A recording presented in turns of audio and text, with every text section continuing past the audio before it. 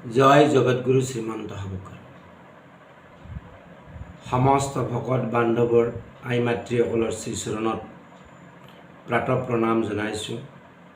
প্ৰভু ভগৱন্তই সকলোকে কৃপা পৰৱশ হৈ কুশলে ৰাখক আৰু আপোনালোকৰ পদৰত যাতে আমাৰ শিৰত অভিষেক কৰিব পাৰোঁ তাৰ কাৰণে আপোনালোকক আশীৰ্বাদ কৰিব। কৃষ্ণ। আজি আমাৰ আলোচনাৰ বিষয় পুত্ৰ। আমি সকলোৱে জানো যে পুত্ৰ মানে বংশ বৃদ্ধি।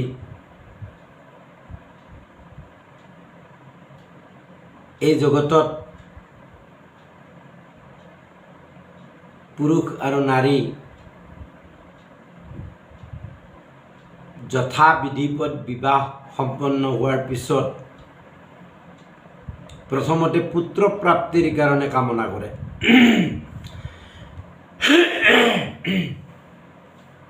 আপোনালোক সকলে জানে ভাৰতবৰ্ষত পুত্ৰৰ পৰিৱৰ্তে আজিকালি নানা বৈজ্ঞানিক ইনষ্ট্ৰুমেণ্টৰ দ্বাৰাই গৰ্ভত কি সন্তান আছে জানিব পাৰে, আৰু যদি পুত্ৰৰ পৰিৱৰ্তে পুত্ৰী হয় তেনেহ'লে গৰ্ভতে নষ্ট কৰি দিয়ে। এনেকুৱা কথাবিলাকো আমি শুনিবলৈ পাই থাকোঁ। বা পুত্ৰী হ'লে বহুতো যৌতুক দিব লাগিব, কিবা দিব লাগিব আদি নানা ধৰণৰ আমি শুনিবলৈ পাওঁ, আৰু সেইকাৰণে পুত্ৰীসকলক জন্মিবলৈ নিদিয়ে। যা হওক, এতিয়া কথা হৈছে যে এই পুত্ৰনো কি? এই পুত্ৰ যাৰ আছে সিও দুখী আৰু যাৰ নাই সিও দুখী। পুং নাম নৰকাত ত্ৰায়তে ইতি পুত্ৰঃ। পুং নামনো নৰকাদ ইয়াস্মত ত্ৰায়তে ইতি পুত্ৰঃ। অৰ্থাৎ পুত মানে হ'ল পুং নামৰ নৰক। আৰু সেইজনকে পুত্ৰ বুলি কৈছে যিয়ে পিতৃ মাতৃক বা নিজ বংশক পূৰ্বপুৰুষসকলক এই নৰকৰ পৰা উদ্ধাৰ কৰিব পাৰে। ভাগৱতৰ একাদশ স্কন্ধত যেতিয়া দেৱতাবিলাকে ভগৱান কৃষ্ণক দ্বাৰকাত সাক্ষাৎ কৰিবলৈ আহে আৰু আহি ভগৱানক কয় যে এতিয়া আৰু গোলক ধামলৈ যাব লাগে, আৰু যাওঁতে তেওঁলোকৰ লোকবিলাকো পবিত্ৰ কৰি যাব লাগে। তাত মহাপুৰুষ গুৰুজনাই এটি সুন্দৰ উপদেশ লিখিছে, আৰু সেই সুন্দৰ উপদেশৰ আমি অলপমান আলোচনা কৰিম। ৰাম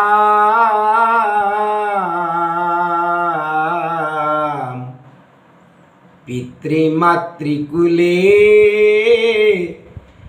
যতে পুৰুষ আছে নৰকত পৰে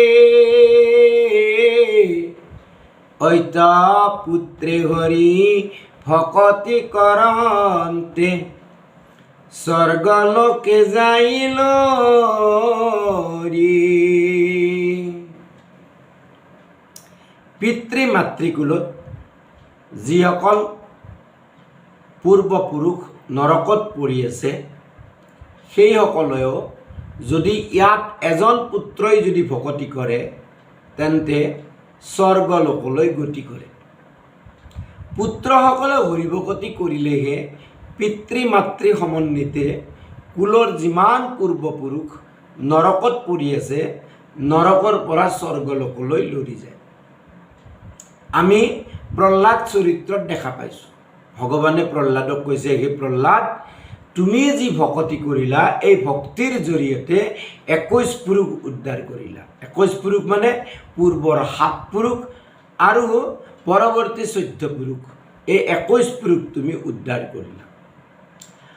আৰু ব্ৰহ্মাণ্ড পুৰাণতো কৈছে পিতৃনুদিশ্য জৈ পূজা কেশবৈশ্য কৃতা নৰৈ তক্তা তে নাৰকিং পিৰাং মুক্তিং জান্তি মহামুনি। অৰ্থাৎ পিতৃ অৰ্থে নামে যিটো পূজে কেশৱক, নৰকৰ পৰা পিতৃ যায় বৈকুণ্ঠ। তথাপি নাজানে কিনো বুদ্ধিহীন নৰ, আন দেৱ পূজাকেহে মানে শ্ৰেষ্ঠতৰ। ব্ৰহ্মাণ্ড পুৰাণতো এই কথাখিনি কৈছে। গতিকে যি পুত্ৰ হবে হৰিত শৰণ লৈ ভকতৰ সংগত হৰিনাম কীৰ্তন কৰি পিতৃ মাতৃৰ শ্ৰাদ্ধাদি কৰ্ম কৰে, পৰৱৰ্তী সময়ত পুত্ৰসমে বৈকুণ্ঠত বাস কৰে আৰু ভকতিৰ প্ৰসাদত ভুকুটি মুকুটি সকলো প্ৰাপ্তি হয়। আৰু সেইকাৰণে মহাপুৰুষ শ্ৰীমন্ত শংকৰদেৱ গুৰুজনাই সেই উপদেশতে লিখিছে, পুত্ৰ সমে পাছে চৰি বিমানত সুখে বঞ্চে বৈকুণ্ঠত মিলায় মুকুতি ভুঞ্জয় ভুকুতি ভকতিৰ প্ৰসাদত। আৰু সেইসকল পিতৃ মাতৃয়ে পুত্ৰৰ ওপৰত গৰ্ব অনুভৱ কৰে। যাৰ পুত্ৰাদি হৰিভকত হয় সেইসকল পিতৃ মাতৃয়ে গৌৰৱ অনুভৱ কৰে। আৰু গৌৰৱ অনুভৱ কৰি সেইসকল পিতৃপুৰুষ যিসকলে নৰকত পৰি আছিল তেওঁলোকে কি কয়, আৰ তৰিল তৰিল সুপুত্ৰৰ পদে দেখয়ৰে স্বৰ্গবাসী হৃষ্ট পুষ্ট ভূঞা হৰিখে বুখিয়া হে শাসন্ত দন্ত প্ৰকাশী।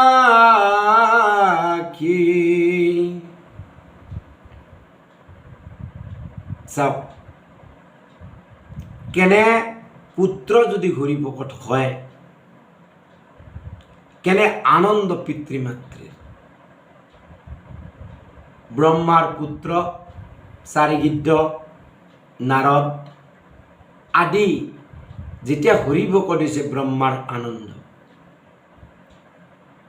কিন্তু আনফালে অংগৰাজাৰ পুত্ৰ বেন, আৰু বেনক তেওঁ শুদ্ধ কৰিব নোৱাৰি শেষত নিশাৰ ভাগতে ৰাজ্য ধন পুত্ৰ ভাৰ্যা সিংহাসন সমস্ত এৰি বানপ্ৰস্থলৈ গুচি যায়। একেই পুত্ৰ। সেইকাৰণে কৈছোঁ যে এই সংসাৰত যাৰ পুত্ৰ নাই সিও দুখী, যাৰ পুত্ৰ আছে সিও দুখী। যাৰ ধন আছে সিও দুখী, যাৰ ধন নাই সিও দুখী। যিয়ে মান সন্মান পাইছে তেওঁলোকো দুখী, আৰু যিয়ে মান সন্মান পোৱা নাই তাৰ কাৰণে হাবা ধুৰি খাই দুখী হৈ আছে। সেইকাৰণে বেদান্ত দৰ্শনত কৈছে পুত্ৰই চনা, বিত্তই চনা, সন্মানই চনা। এই তিনিটাৰ আসক্তি কৰিয়ে জগতত লোক কেৱল দুখ প্ৰাপ্তি কৰি আছে। চিত্ৰকেতু ৰজাৰ জৰিয়তে দেখুৱাইছে নাৰদ আৰু অংগীৰাই পুত্ৰক যুগবলৰ সহায়ত আনি দি পুত্ৰক ক'লে, তুমি পিতৃ মাতৃক কিয় এৰি গ'লা? বোলে কোন পিতৃ? বোলে এওঁলোক কান্দি আছে যি মাটিত পৰি পৰি বাগৰি বাগৰি। বোলে এওঁলোকৰে বা মই কিমানবাৰ পিতা হৈছোঁ, তেওঁলোকে বা মোৰ কিমানবাৰ পুত্ৰ হৈছে, আৰু এওঁলোক কোন জন্মৰ? আমি অনাদি জন্ম লৈছোঁ। অনাদি জন্মত আমাৰ কোন পুত্ৰ, কোন পুত্ৰী, কোন পিতা, কিমানবাৰ বা মই নিজে পিতা হৈছোঁ, কিমানবাৰ বা মোৰ কতই পুত্ৰ হৈছে। কিন্তু আমি এই জগতত সেই পুত্ৰসকলক হৰিভকত নকৰি আমি কি কৰিব খোজোঁ? ডাক্তৰ, ইঞ্জিনিয়াৰ, প্ৰফেচাৰ, উকিল আদি কৰিব বিচাৰোঁ, কিন্তু মানুহ কৰিব নিবিচাৰোঁ। আৰু আধ্যাত্মিক জ্ঞান অবিহনে কোনেও মানুহ হ'ব নোৱাৰে। গতিকে সেইসকল পুত্ৰৰ পৰা দুখ প্ৰাপ্তিটো নিশ্চিত, দুখ পাবই। মহাপুৰুষ মাধৱদেৱে লিখিছে ঘোষাত, যাৰ পুত্ৰ হৈতে হবা হৰিত হৰণ লয়া হৰি গুণ গাৱে শুদ্ধ ভাৱে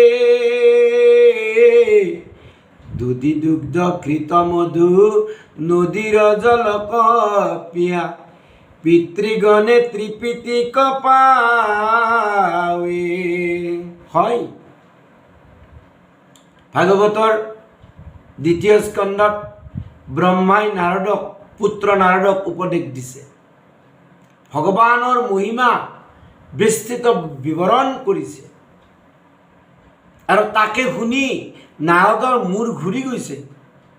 হৰি হৰি বিধি নপাই লোকসিদ্ধি পাতকীৰ নভৈ লোকসিদ্ধি পাতকীৰ ইয়বাৰ। আৰু ব্ৰহ্মাই তেতিয়া কৈছে, হাখিয়া ব্ৰহ্মাই বোলে মুনিৰাই মনে নকৰিবা দুখ,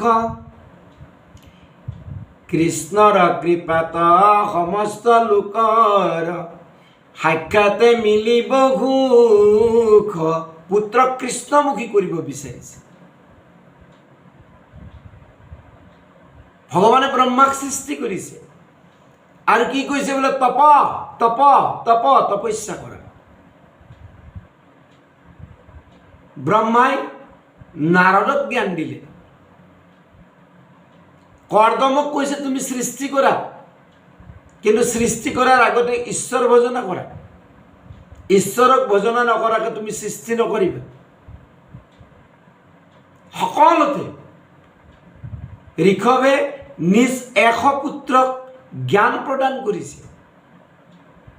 সেই নৱসিদ্ধয়ে নিমিৰজাক আহি জ্ঞান দিছে। গতিকে পুত্ৰ কোন? ধ্ৰুৱক মাতৃয়ে কৈছে, যোৱা তুমি ঈশ্বৰৰ আৰাধনা কৰা, 5 বছৰীয়া শিশু। সন্তানটোক বাঘে খাব, সন্তানটোক ভূতে ধৰিব, এইবিলাক ভাৱনাই সন্তানক কৈছে তুমি ঈশ্বৰ আৰাধনা কৰা।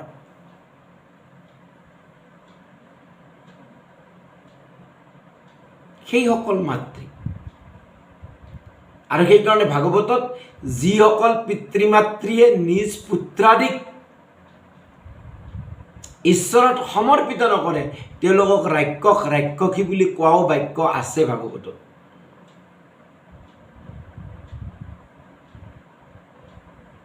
গতিকে সেইসকলেহে পিতৃ মাতৃ, যিসকলে নিজ পুত্ৰ পুত্ৰাদিক ঈশ্বৰত সমৰ্পিত কৰে, ঈশ্বৰমুখী কৰে।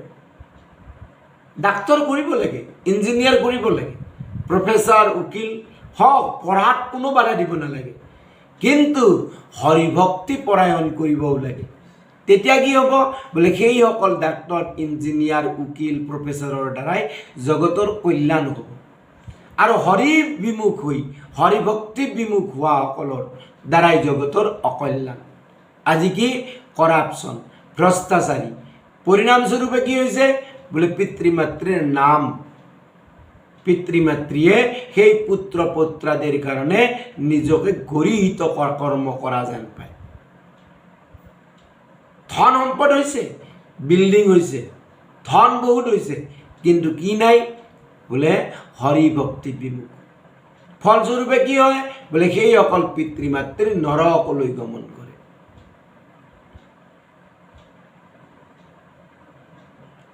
বিশেষ আজি আলোচনা নকৰোঁ, এইখিনিক আলোচনা কৰি আমি ইয়াতে এৰিছোঁ। কৃষ্ণ হৰি